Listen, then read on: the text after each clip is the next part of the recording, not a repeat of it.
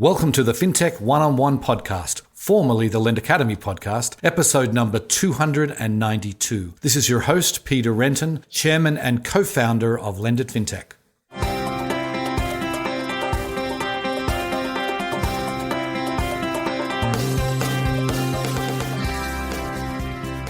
Today's episode is brought to you by Lend It Fintech USA, the world's largest fintech event dedicated to lending and digital banking. Lend It's flagship event is happening online this year on April 27 to 29, featuring many of the biggest names in fintech. We'll have the CEOs of Afterpay, Figure, Brex, Varo, Dave, Finicity, just to name a few, as well as many leaders from traditional finance. Lend It's 2020 event was also held online, with many people saying it was the best virtual event they'd ever attended. Lend It is setting the bar even higher in 2021. So join the fintech community at Lend It Fintech USA, where you will meet the people who matter, learn from the experts, and get business done. Sign up today at lendit.com/USA.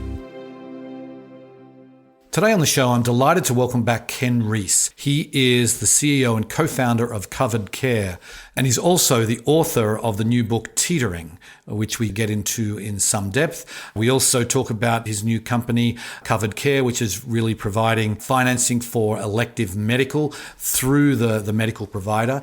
Really interesting company, got some very interesting ways of underwriting and operating, which we talk about. And we also get Ken's perspective on this underserved population that he calls tightropers. That's from his book. And we talk about their challenges and what really can be done to help them. It was a really fascinating episode. Hope you enjoy the show. Welcome back to the podcast, Ken. Good morning, Peter. So let's just kick things off. We had you last on the show when you were the CEO of Elevate, and so we'd love to get the listeners caught up. What you've been doing the last few years. Well, I took Elevate public in 2017, and that I think would be a great example of be careful what you ask for. Being a CEO of a public company is a very different thing from the fast-paced entrepreneurial world that I was used to before. I've always been an innovator, and boy, you start to slow things down quite a bit as a public company CEO. So I stepped down with the recognition that there's more innovation needed in this space, in particular the space that I'm passionate about, which is serving non-prime consumers in the U.S. and internationally as well. Okay, so then maybe we could talk about the genesis of your new venture. It's called Covered Care. What was the founding story there? Why did you decide to start it? Yeah, we all know that non-prime Americans still suffer from poor options. The fintech community and the world of fintech innovation has been tremendously productive to provide better and better solutions for prime customers, but it really hasn't had the big impact on the broader U.S. sort of economic situation, which is defined by income instability and lack of savings.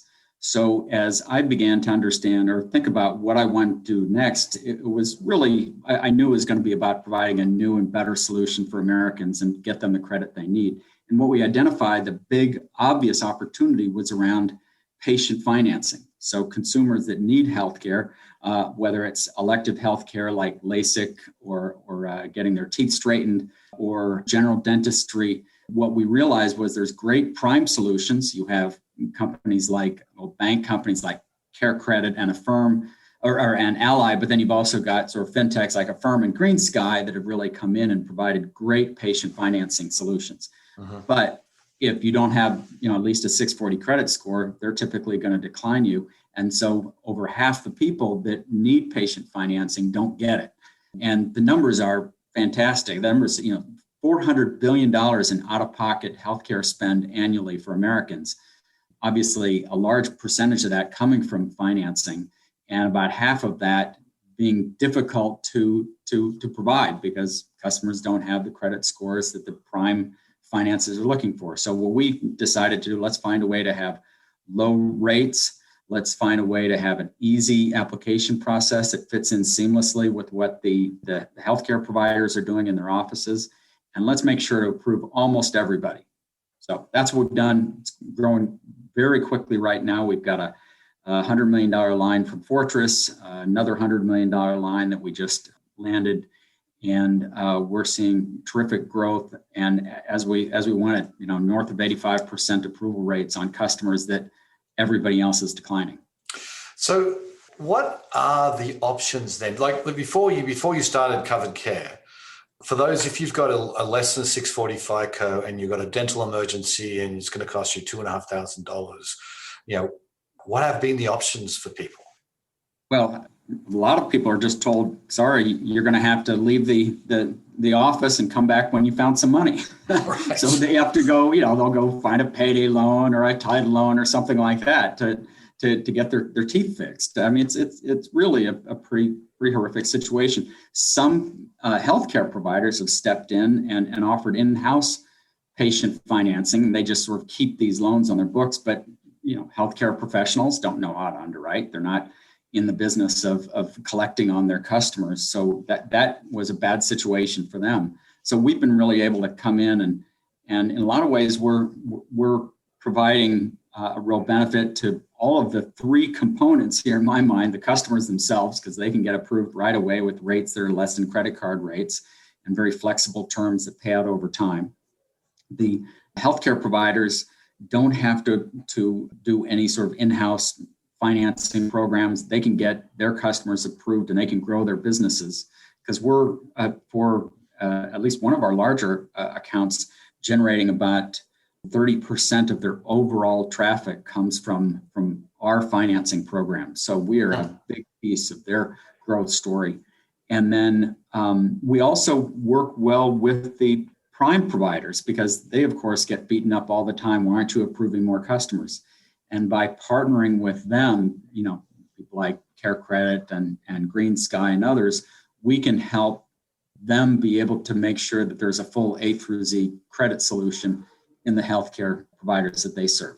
So right. It's really been a nice product to sell, because we're not really competing against many people. That right. The providers that are doing it aren't using the kind of technology and analytics that we use. They're not looking for the kind of very high approval rate programs, and oftentimes their APRs are quite a bit higher than ours. Right. So how does it work? Is this a consumer facing product? Are you going through the medical practices themselves, or is there a combo? Yeah, we're through the medical provider. So in one case, there's a telehealth provider. Actually a fantastic company called Byte, one of the fastest growing companies in the US. In fact, just sold their business for $1 billion. They send the customer directly to us from their call center. It only takes a couple of minutes to get approved by us. We take a small down payment, set the customer up, they sign their agreement, and then we fund the healthcare provider directly.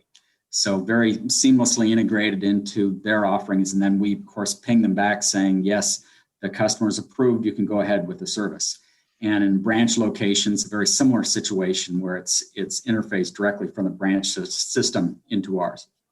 So then so you're not, are you putting in technology into the practice themselves, or is this just a web-based thing? I mean, it sounds like there's a phone, a call center as well. I mean, what's the technology you're using? Oh, yeah. So, and one of the things in the healthcare world, there's so many different variants of different types of technologies. Right. So we have everything from a full API integration offering, and that's what the telehealth provider does. They just ping us with the customer PII, sets up a pre-populated landing page. The customer basically pushes one button to say, I want this credit. They then give us a payment instrument for a down payment, and they e-sign the credit docs. We send back via API the authorization to fund that customer's healthcare procedure. So that's all fully automated in branch locations.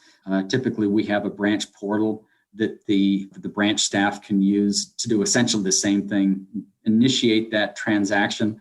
We then ping, the customer directly with a text and an email, and they fill out the application, and then again we send the authorization back to the healthcare practitioner. So there's no paperwork required. It just takes a minute or two, and it's all integrated into the healthcare provider either through API or through this branch portal.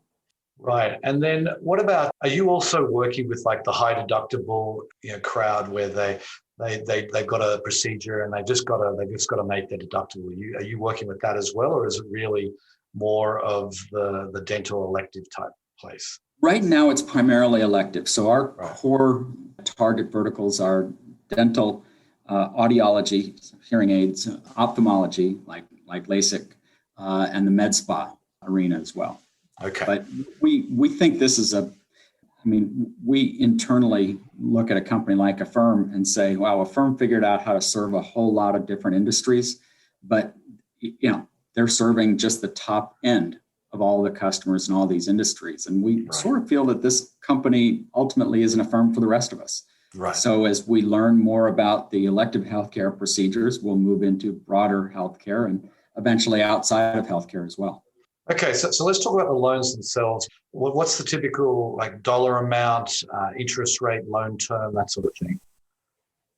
Yeah, so the loan terms are all sub credit card rates.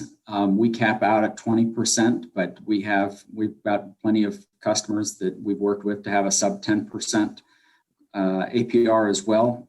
Typically about a 2-year repayment term. And typically we get somewhere between a 5 and 15% down payment as well.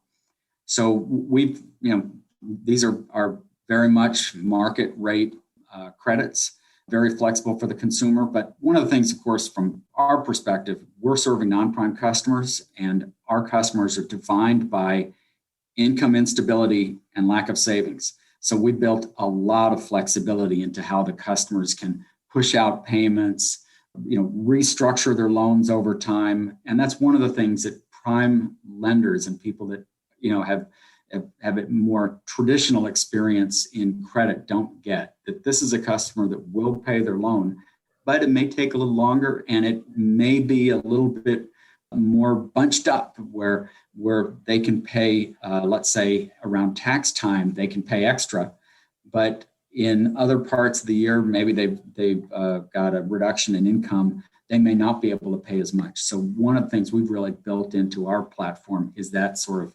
flexibility for payments. It's essential for serving the underserved consumers in the U.S. Right.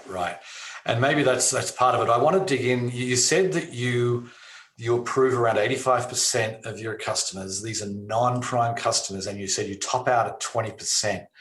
Now, I'm sure there are some listeners that are thinking, hang on, this doesn't really add up. How it's not? It's an unsecured loan. Right. Tell us a little bit about the technology, the data, underwriting. How are you able to offer these loans at such low rates? As you know, Peter, my experience, I've got 20 years of experience in non-prime financial services in the U.S. and the UK. In my last company, I served 2.5 million Americans with over $8 billion worth of credit. And that was a very tough situation because we were pushing money to them for whatever needs they had directly into their bank account.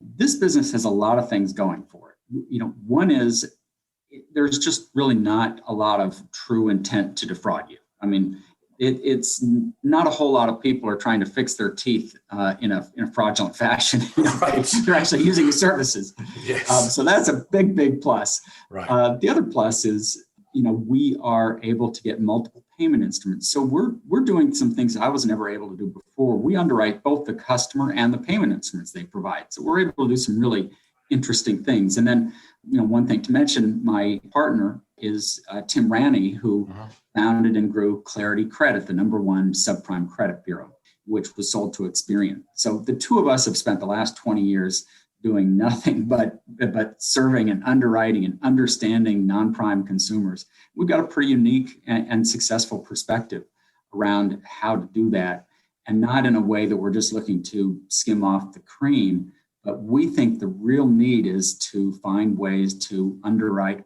almost everybody.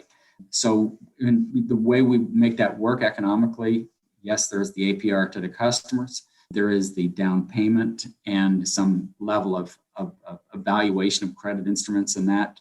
And then there's also a discount to the healthcare provider. So there's a small discount as well. So you add those things up, and we have found a way to make that work with that sort of high approval rate. Yeah, I mean that's really interesting. I've had Tim on the show before. He's he's obviously he created a pretty amazing company that I know that Experian has it now.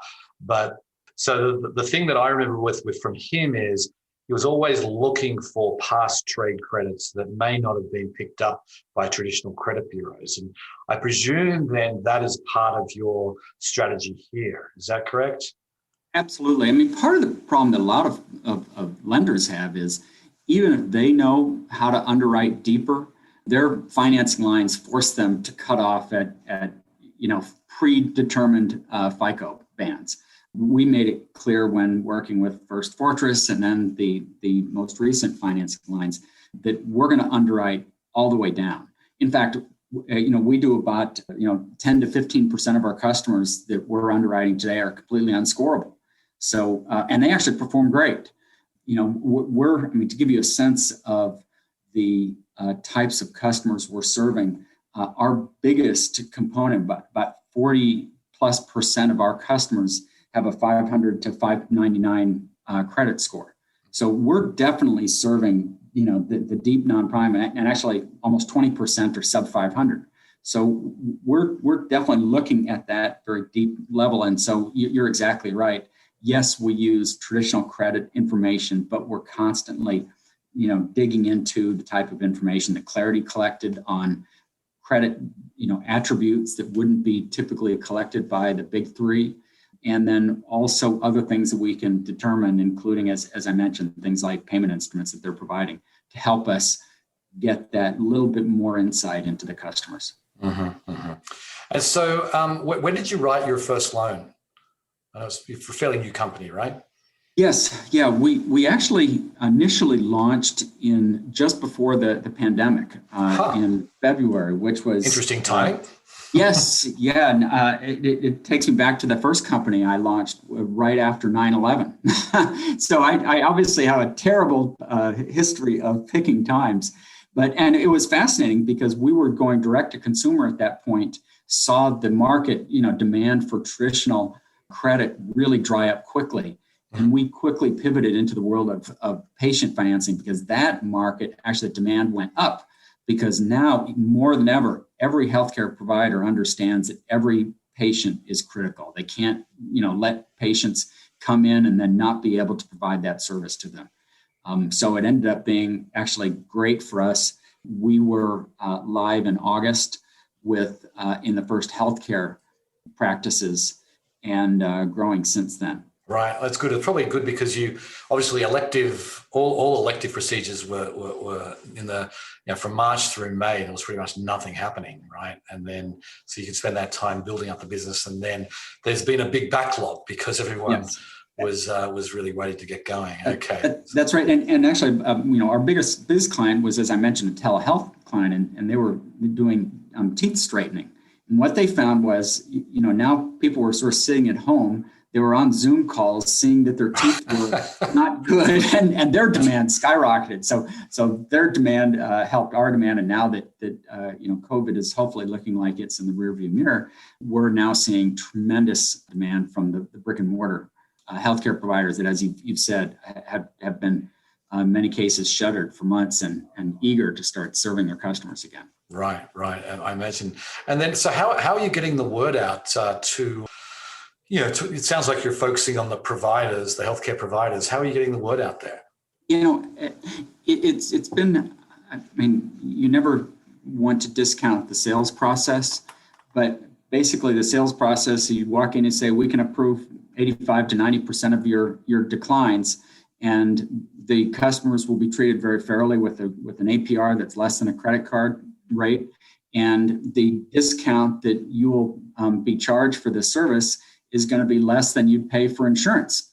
So it's been pretty straightforward. We're really focused on the large providers right now, and that's sort of where we're focused. And of course, we're at the stage of our development, that the temptation is always to extend a little bit too fast. And I think we have the discipline to do this in the way that as we go from vertical to vertical, we can understand the unique needs and really build out a platform that supports the scale that this business should see. Because as I mentioned, we look at this and when we see out-of-pocket healthcare spend in this country of $400 billion, this is a very, very large need, and we need to be built up to serve that kind of volume of demand ultimately.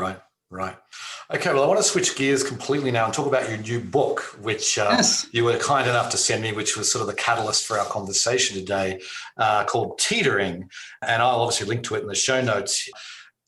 First question is, why, well, maybe you can sort of step back and say, what's the book about? And then also say, why write this book now? Yeah, well, I will make the shameless plug that it was the #1 hot new release in financial services, according to Amazon, a couple weeks ago. Okay. The problem is everybody likes to talk about the challenges facing Americans today. Whether it's investors or entrepreneurs or policymakers, everybody understands the things they've heard about Americans having less than $400 in savings in case of emergency.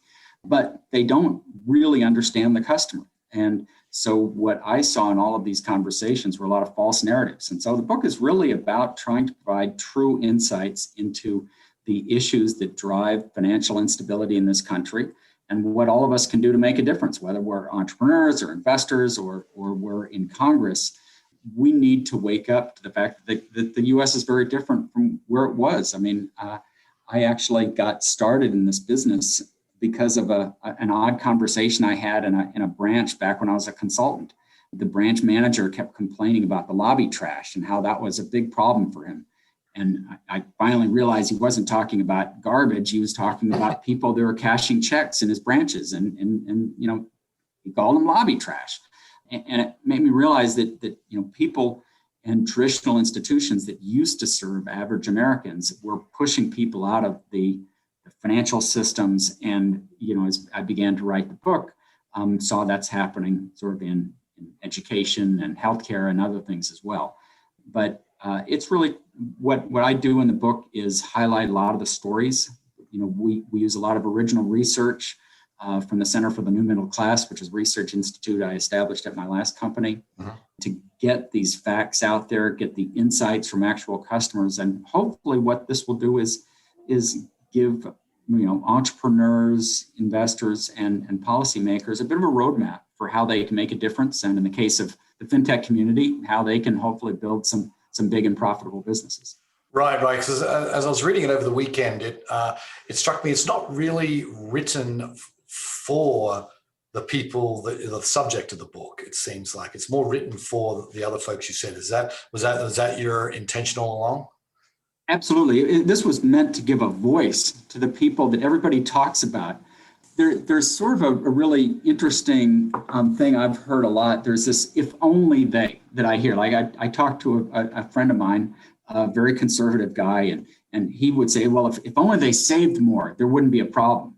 And I would have to sort of explain, well, that's easier said than done, right? And then if I talk to my friends on the left, they're like, well, if only the government, put in place, minimum wage increases or union protections. And again, that isn't getting the answer either, because those things typically accelerate the problem. The reason we have such a hollowed out middle class is really because of the impact of technology disruptions and automation and globalization. And the more you increase the cost of labor, the more you create more incentives to accelerate disruption and outsourcing and things like that. So I'm hoping this book can begin to provide a bit of a new narrative and a new insight so that people think about what we can do, again, in the private sector and from a public policy perspective to what I talk about is flatten the curve of income disruptions for average Americans. That has an impact in the way we build financial services, and it has an impact in the way that we think about legislation to help people get through the financial upheavals that we saw in COVID-19, but are only going to accelerate going forward. Right. And I notice you call these people tightropers. So maybe just talk a little bit about defining them and just spend a minute or so just making sure that we all know who you're talking about here. Yeah, well, I mean, it's very much average Americans. When we look back 30, 40 years ago, the U.S. had a great, thriving working class and middle class defined by stability and the expectation of income growth. Now, however, all that's been hollowed out because of, as I mentioned, the technology disruptions and automation, and then now AI, which is leading to more and more job loss and job instability more than anything else. And then, of course, outsourcing and globalization had a role as well. So now we've got, north of 100 million American adults that are living paycheck to paycheck. They're working, many of them supporting families, house owners. This is very much the core of the U.S., but as opposed to the core average American having an expectation that they're going to be able to build up savings towards retirement, we have the average American living on a financial tightrope, always sort of at risk of something hitting them, an unexpected expense or a change in income that will leave them in a rough position, either having to drain what little savings they have, having to go to a high-cost lender, or having to sell possessions. And it's something that is, I've seen over the past 20 years serving them. This has become more and more mainstream. When I started my first business in 2001, I was serving kind of an outlier customer base. And now I think we've all realized this is the new reality in the US. And between the Great Recession and COVID-19, I think we've all realized that this can impact a broad set of this country very quickly. And we've got to be more aware of it. And we've got to all kind of reposition ourselves to deal with the fact that we live in a fast moving, unstable country now. Right. Yeah, it's interesting to me when I reading your book, and it struck me that you talk about this. There's no real killer app yet for this population. You've got there's companies like Chime and Dave, MoneyLion. Your old company Elevate, and others that are serving this population to some extent. But there's no one place that has just dominated this group. Why do you think that is? Well, first off, it is hard. Right. when you're trying to find financial products for a customer that you can almost guarantee will have some sort of financial hiccup between when you begin serving them and when they're sort of finished with the product, that's a head scratcher to most people. But I also think that's what's exciting. These are the kind of markets that create really dominant leaders when people figure it out. And I think you're right. The rise of the alt bank has been really interesting. This is definitely, companies that understand the fact that traditional players don't get it. And there's clearly a demand for a new type of financial institution. I think the other things that are going on that are really interesting is what actually my friend Ron Suber, who helped me with some of the thinking around the book, talks about the shift from debt to equity. When you have companies like House that are basically, taking an equity stake, in a house with you, as opposed to it being just a mortgage, or the rise of income share agreements, ISAs, where people are taking an equity investment in the person going to college, as opposed to just saddling them with more and more debt. And I think that's the sort of thing that we're going to see over time, that, the sort of innovation. I think that the challenger banks are just getting started. They'll be doing more interesting things than really just providing a checking account. And I think some of these shifts from debt to equity have a lot of interesting upside for the future, I think. Right. And you also talk about the government's role, and you spend a chapter saying what they could do that would be helpful and what they could do that would be harmful. And, given the fact that we have a Democratic administration and Congress, at least for the next 2 years, where a lot of these, that they will want to be trying to be helpful. They will err on the side of trying anyway. But maybe you could just sort of sketch out what are some of the things that you think the government should be doing to help these tightropers. Well, as I said a little bit earlier, this concept of flattening the curve that we've all learned with COVID is exactly the way we need to be thinking about income instability.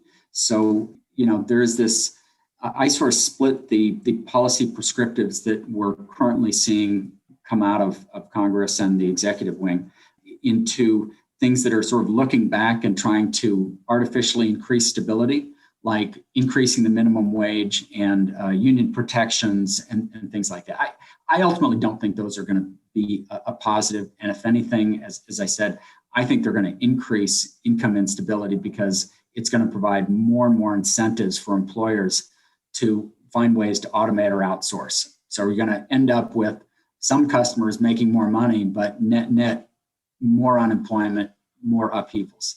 I think the things that the current executive orders are doing right, though, are things like extending unemployment benefits. Clearly makes sense. If you're going to have more people that are going to have to migrate between jobs, let's find a way to smooth that process for them. So protections against evictions make a lot of sense. Protections against aggressive creditors make sense. And I think one of the areas that we haven't focused on enough as a country is helping people with tuition support for retraining. I mean, that makes to me a whole lot more sense than forgiving student debt, particular, a lot of cases for people that have gotten the full benefit of that student debt. So I think if we can reorient around this, core concept of income instability as being the driver of these sort of financial challenges facing so many Americans, it changes the way we think about legislation and changes the way that we think about the best way to support people. Because, Americans are incredibly resilient. That's one of the things that I try to show in the stories that I tell in the book Teetering,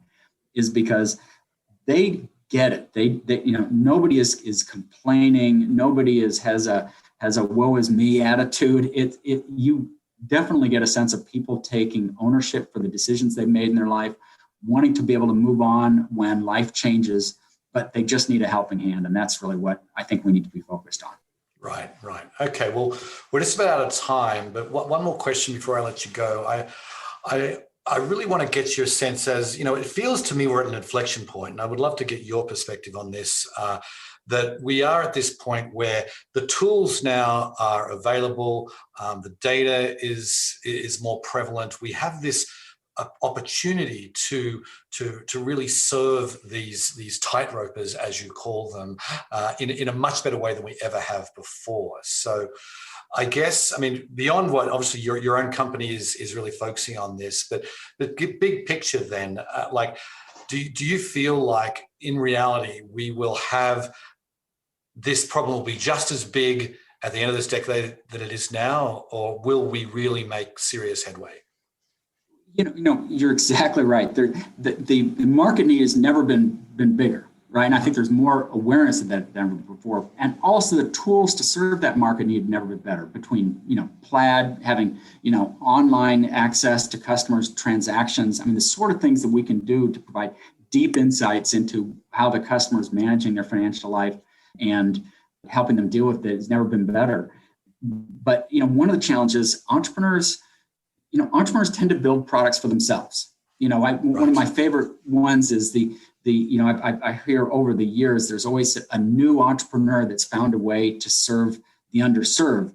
But when you dig into what they're trying to do, it's actually somebody who just graduated from Harvard, doesn't have a job yet, and needs, credit until that happens. Well, anybody can do that. That's really not the kind of market we're serving. So I think it is going to take a bit more humility to step back and understand, who these underserved consumers are. But the market's never been bigger, and that's a great thing about the fintech community. It's incredibly resilient. It's incredibly innovative, and I think as some of these new tools and I continue to think about Plaid and others, we will get there. I refer to the Tolstoy effect in terms of serving the underserved, where Tolstoy had that great line. He says, all happy families are the same. All unhappy families are unhappy for a different reason. And that's sort of like serving prime and non-prime customers, right? All prime customers are the same. They've got lots of credit history and a lot of stability. But in the world I serve, and this world of 100 million American adults, it's all very different. And I think there's a lot of different market opportunities to serve people who are new to the country versus people that maybe are overextended and recently went through, let's say, a one-time upheaval in their life, let's say a divorce, or actually having a child, or sending their child to college, getting them through that one-time disruption, versus other people that are gig workers and really sort of managing lots of different income flows all at the same time. So I don't actually think of it as a single opportunity. I think the smart entrepreneurs are going to be the ones who are going to look at this as lots of different, very targeted opportunities and build killer programs and killer offerings to serve these unique, different types of needs in the non-prime space.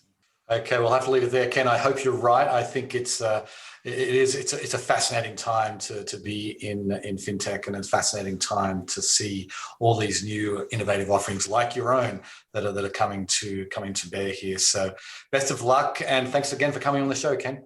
Thanks, Peter. Really enjoyed it. Okay, see ya.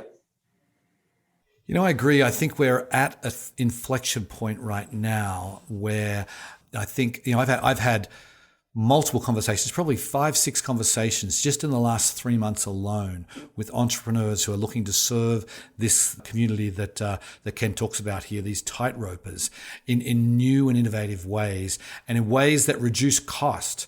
And I think that's really the fact that Ken is and Covered Care is providing these these people with really very reasonable rates for that population, and it remains to be seen how successful they can be long term. But the fact that these are Ken and Tim Ranney, very experienced people serving this population. They know how to price these loans, and I'm confident that they've really hit on something here that is going to make a tremendous difference. And I think this is what people are pushing for, that we want to be able to, it's expensive to be poor. We want to be able to get these people services and credit, especially, that is much cheaper than what it has been historically. Anyway, on that note, I will sign off. I very much appreciate you listening, and I'll catch you next time. Bye.